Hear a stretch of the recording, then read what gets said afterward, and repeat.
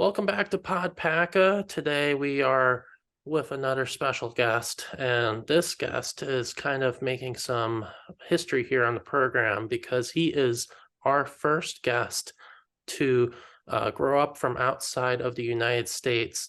He is from Tokyo, Japan. You might be wondering, well, Tokyo, that's not a small town, Joe.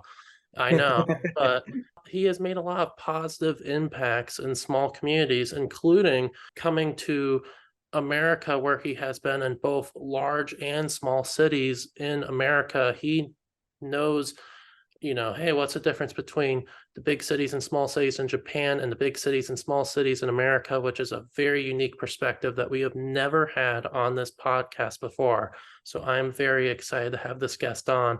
But he is also working on a senior thesis project because he is a film student at Ithaca College in New York State. And part of his thesis project is making a film, and he needs your help because part of his project entails him getting funds for the project from random donors. And if you would be willing to give even a little bit to the project, I know that would mean a lot to Masaki here.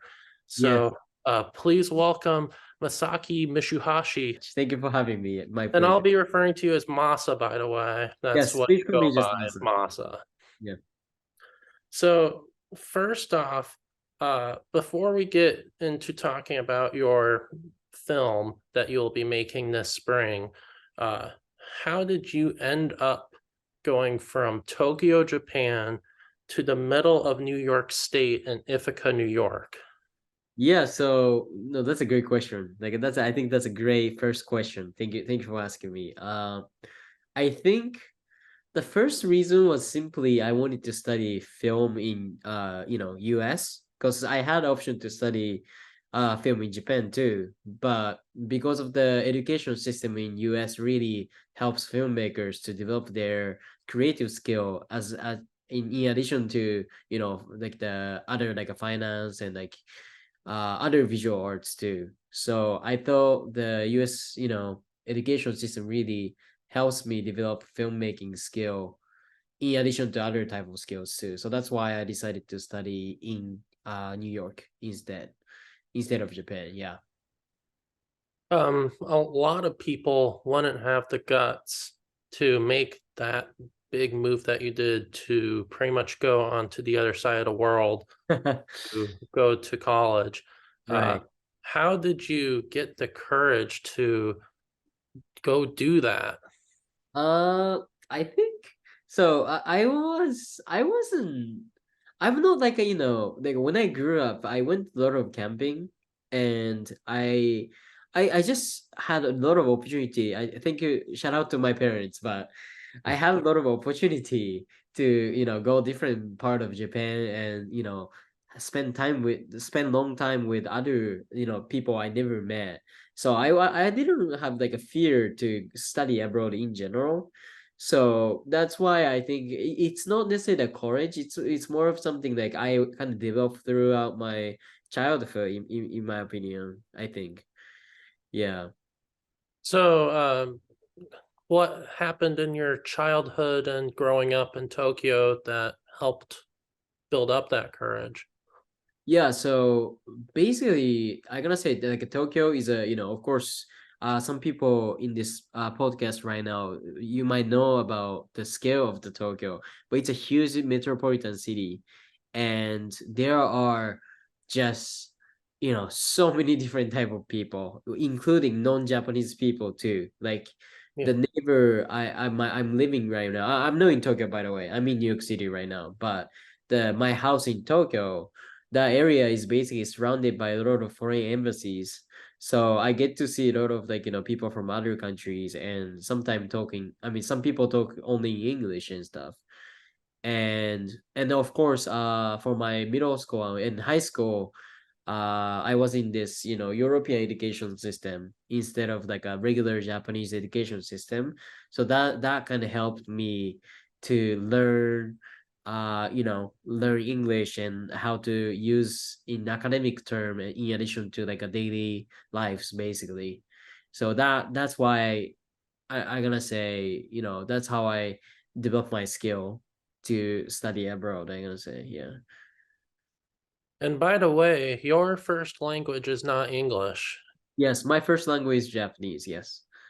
That blows my mind because I Thank cannot you. imagine being as fluent in English as you are if I was in your shoes. Because Damn. I even taken like Spanish. There's no way I could do a podcast in Spanish. Right. But that just blows my mind. And I think people probably are just as shocked listening right now. Like, wait, what? That's not his first language, and he's talking that well. Like that is nuts.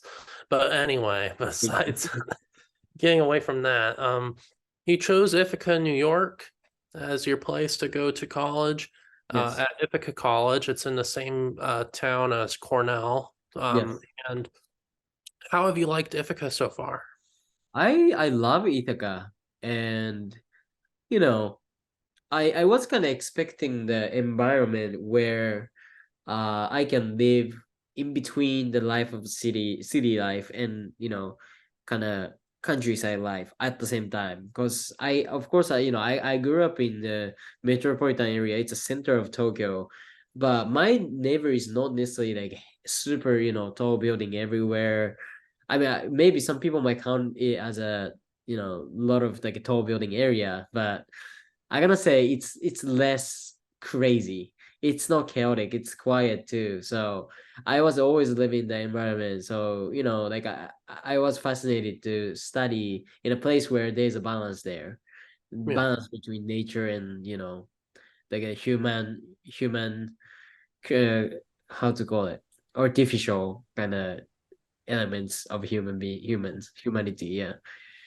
At Ithaca, at the Park School, at Ithaca College, what you've done so far in college leading up to this point, because you'll be doing your senior thesis project this spring. Right. That's a big, big deal.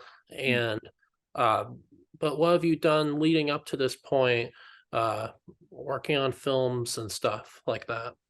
Right. I think I'm mainly proud about three things. The first thing is, the film aspect, and because I had opportunity to work on my friend's thesis film instead of my thesis. Right now I'm working on my thesis film, but last semester I had an opportunity. No, last semester. No, last semester. My bad. I had an opportunity to direct my friend's thesis film, which is pretty big because it was like a basic practice for the film I'm developing right now. So directing the film was pretty crazy. Like it was like 25 team members in total, and they're all different of crew member, and but I managed to direct that. So that's kind of something I'm proud of right now. Mm-hmm.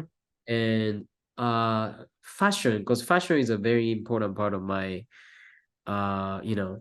creative process. And in terms of fashion, I do like a styling for the photographer. I do some styling for set or set design for the photography, and that was kind of main practice I did 2 year ago. So that was kind of something I'm proud of about. And the last thing is in terms of like a community. I think because when I came here, I didn't have any friends in Ithaca or nowhere because I came Ithaca first time, but I get to meet those friends in dorm and in park school. So that kind of helped me develop creating my own community, and that kind of turned into this exhibit event called Kidoguchi. So that was kind of something I gonna say I achieved in last 3 years. Yeah. Talk more about that exhibit. What was that exhibit all about? Yeah, so this organization, I made this organization called Kidoguchi, and it's a art organization, and I basically feature students, painter, photographer, filmmaker, sometimes DJ, sometimes like people who can mix drink and stuff. So basically, but I invite those bunch of different type of artists into one house and exhibit their works at the same time. Oh, So that's basically the organization is made for. Very cool. And Yeah, so now this semester you're doing your senior thesis project. right. What is your senior thesis project about? It's a film about, this one Japanese kids who grew up in Tokyo, but they actually live in 2155 Tokyo instead of like takes place, now. And the setting is yeah, basically everyone's prohibited to wear unique clothes except the one provided by the government. So they always need to wear this uniform, and it's very restricted lifestyle, right? And but in the within the film there are three different characters, and then they all have different as perspective on fashion culture in Tokyo, different perspective on uniform culture, right? So Mhm. they kind of clash those thoughts within the film, and that kind of leads them into this event of the film. So that's like this short film is about.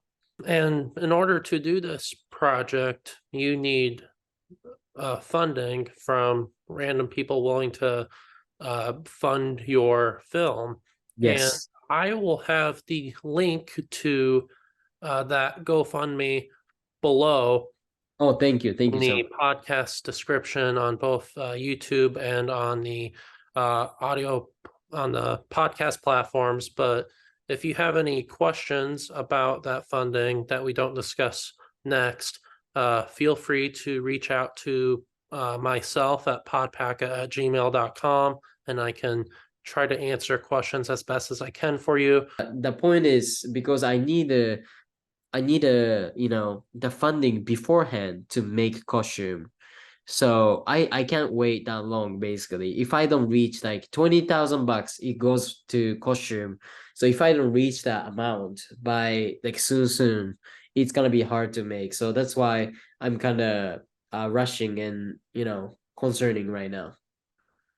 Yeah, so a big part of the cost is the costume design, which is 2,000, and Yes. um and why tell me more about that, because that is 50% approximately of your Yes. budget is So going to be with fashion and costume design. right. So I'm going to collaborate with one fashion designer from New York City, and he's going to make a uniform for the characters. And for another designer, I have LA fashion designer, and he's actually Japanese fashion designer, and he's having this brand called Mock, and basically I asked him to make a protagonist jacket, which gonna be basically made with actual Japanese vintage t-shirt. So that's why it cost a lot of Wow. money. So that's the kind of plan I have, because it's a clashing of traditional Japan and modern Japan. And to express that, I really needed that two different type of costume and plus skill set, a people skill set who can make that happen. So that's why it costs that much.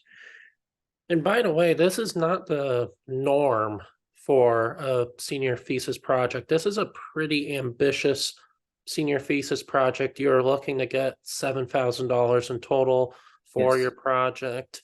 And a lot of that cost is for the fashion, like you mentioned. Why do you feel like you need these fashion designers who are not students, who are professionals, to Right. help you with this project to make this project what you are hoping it can be?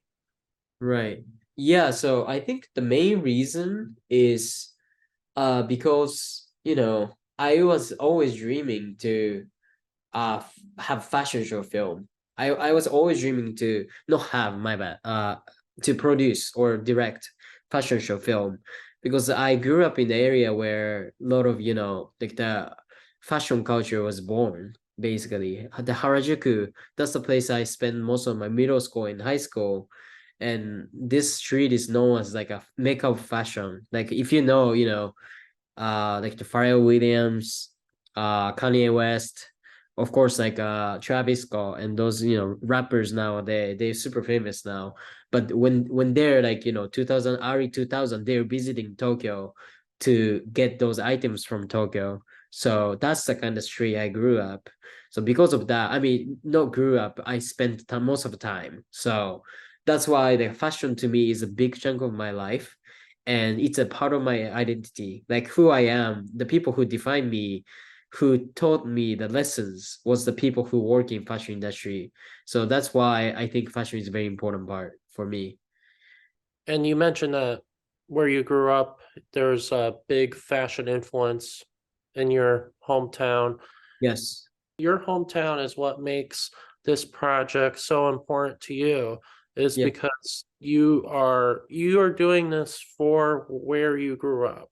Yes, definitely. Because I want to return this project to my hometown, because like they grew me and they helped me, identify who I am. Like I was really struggling academically in middle school, but because I got into fashion, I found something passionate about, and film too. Like film and fashion is always something holding me to who I am, like it kind of it creates identity and then define me who I am. So that's why I just can't separate that from myself. And I need a fashion designer for that, not the student's costume designer, because the people who work in fashion industry is different. It's different to, someone who do for hobby because they making money with clothes to live their life. They're Yeah. putting so much energy to it. That's how important it is. So that's why I want to I want to pay them, and also of course because I don't have like I don't think they're gonna say yes, but I had the option to not pay too if I Yeah. want. But I would love to pay for it because they put so much energy and they put their life there. So this is like this is the two different people's lives into the clothes. So Yeah. it worth paying for it. Yeah.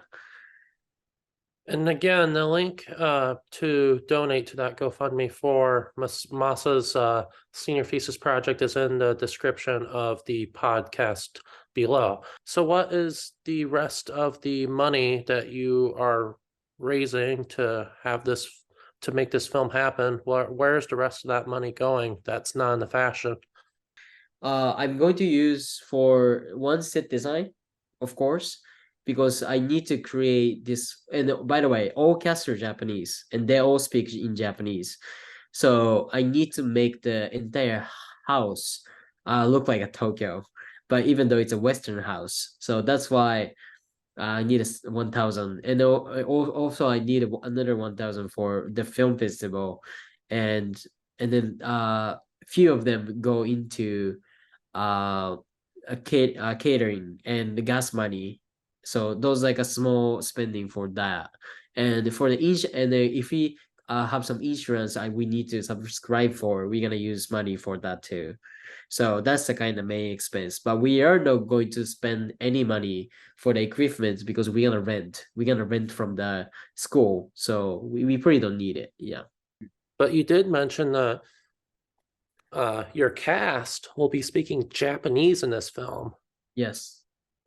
Talk to me more about that because there can't be many people in Ithaca that speak Japanese that Right. fluently. How are you going Yeah. to accomplish that? So for one of the character, I'm going to ask this one Japanese friend. Shout out to Ren. His name is Ren, but I'm going to ask. I mean, I already asked him, and he said yes. So I probably ask him for that role. So that's one person. And for the protagonist, I was initially thinking finding someone, but maybe okay. This is something it might change, right? It might change later, but I think I pretty if I don't find anyone, I'm going to do the role by myself, the protagonist role. Because I have understanding about the character way more than anyone. I know that. So I'm going to do that by myself, I think. And then another character I still finding. Let's talk about your experience in America more Mm, because you have gotten the opportunity to live in many places with your friends, since there are people from just about everywhere that go to Ithaca College. So you have gone to live in large and small cities. What has that been like living in America and getting to experience a bunch of different cultures in America? I mean, I enjoy it for sure. Yeah. I was enjoying every place I go, but I gotta say, each city has people who grew up with like a different mindset and thought. That's the kind of big difference I always feel. Like, of course, like the culture, like it could be music, it could be food. Those are different too. But I really felt the people's mind is very different, like the way they think, and it could be, you know, like I don't know. Some people are like spiritually different. Some people are politically different. Just a bunch of difference, right?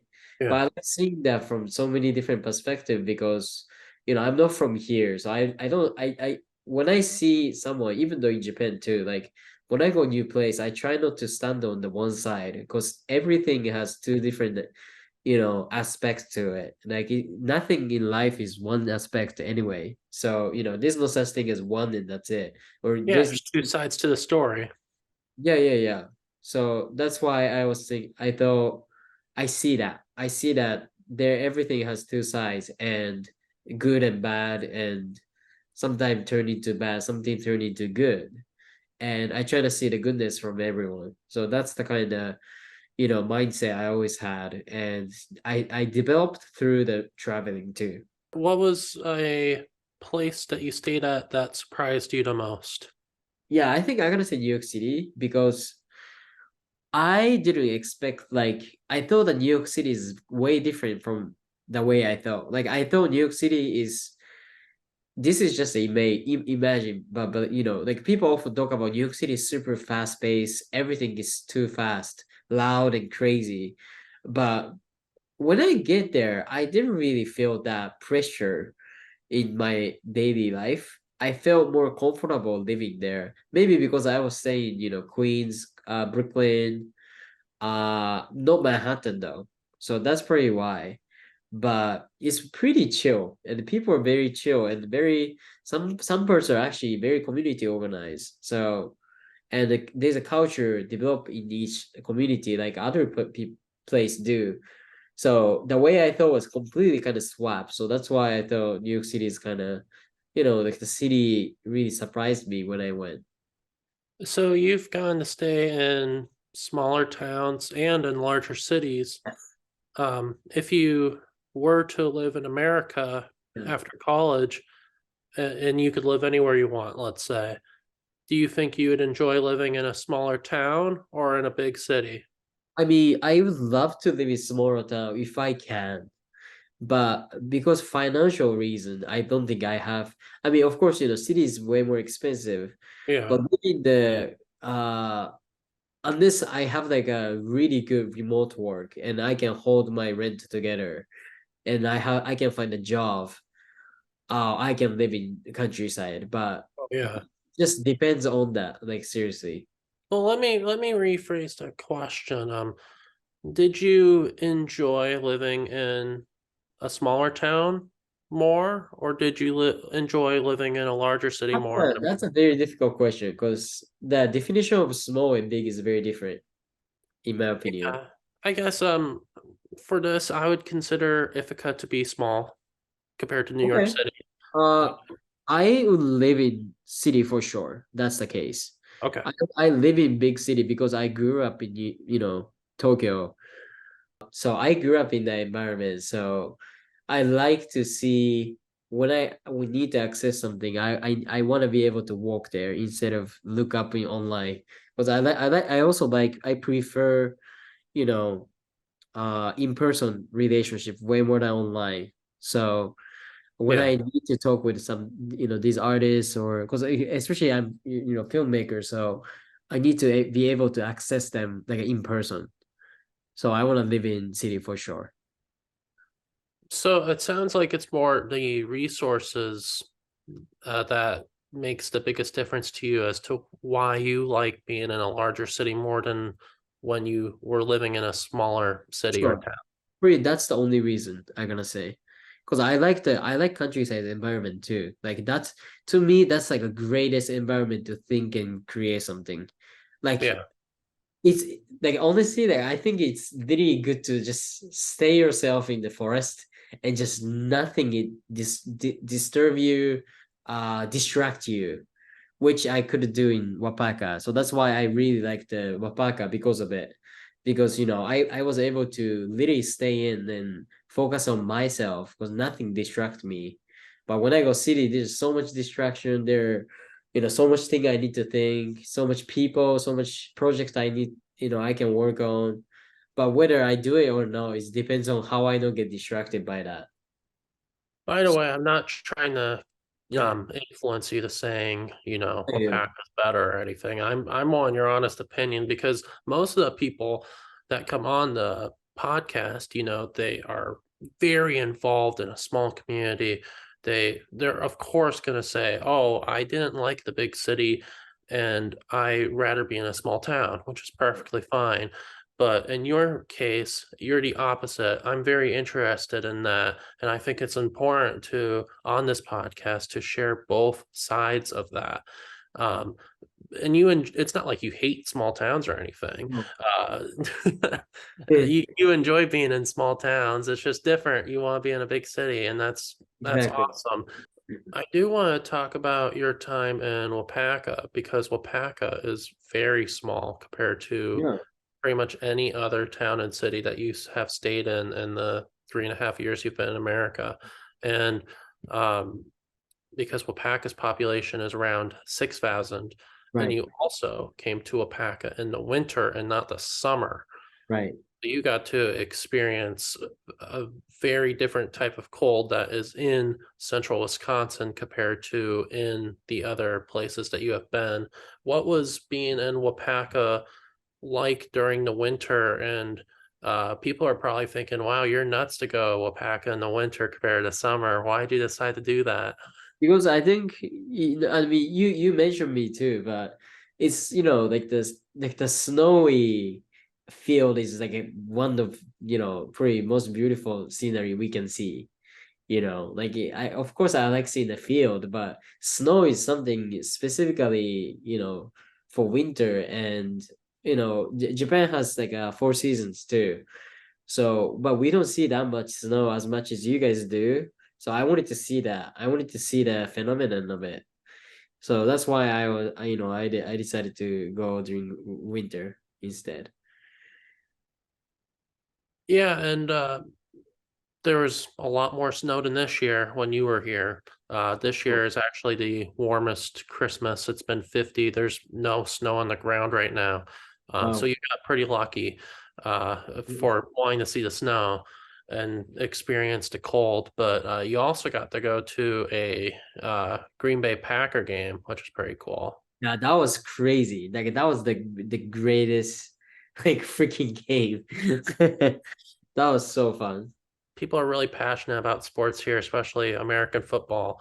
Yes. What was it like going to the uh, Packer game compared to maybe a sporting event in Japan? And you've been around lots of Buffalo Bills fans who are known Right, for being right. very rowdy and passionate. Right. So, what has it been like with sports and I American mean, culture? bro, like sports here is like ridiculously crazy. Like people's passion for sports is just like I can't explain, man. Like back home, of course, there are people who love sports, but the way people actually like the amount of people involved in sports, the amount of boys, right? Who Yeah. involved in sports is nuts to me. Like that the culture, like it's culture to me. Like the way people interrogate, the way people express their emotion here is just crazy, and I love it. I like surrounding myself with that. Well, people's moods can even be like their whole mood for the whole week can be Yeah, heavily exactly. influenced on sports here, and that's very I different I in never Japan. interested. Yeah, I never interested in talk about basketball or baseball or football that long. Is there anything that is close to that in Japan? Because here on I Sunday, mean, football is like almost a right. tradition. Is there anything Yeah, that is similar to of that in course. Japan? I gonna say World Cup for, World Cup for baseball, World Cup for football, soccer. People call it Yeah. soccer, but football or soccer. Um, so for that, so that's one. That's a big event for us. And But Olympic. what about outside of sports? Like, is there any art or film or TV or just a event in general that people, get really pumped up for on a weekly, monthly basis? I can think at the moment, but I gotta say the baseball event, the high school baseball event called Koshien. Koshien is like known as one of like huge. Yeah, it's a huge, like it's a pretty biggest low key. It's a high school, bro. It's a high school baseball, but that event is like huge. Everyone watch that shit because we can basically get to see youth fighting for, they passionate. They only thing they do is really baseball, like at that level. So it's like, seeing their putting their life into this, baseball as a sports. So Yeah. it's a pretty cool event. Yeah.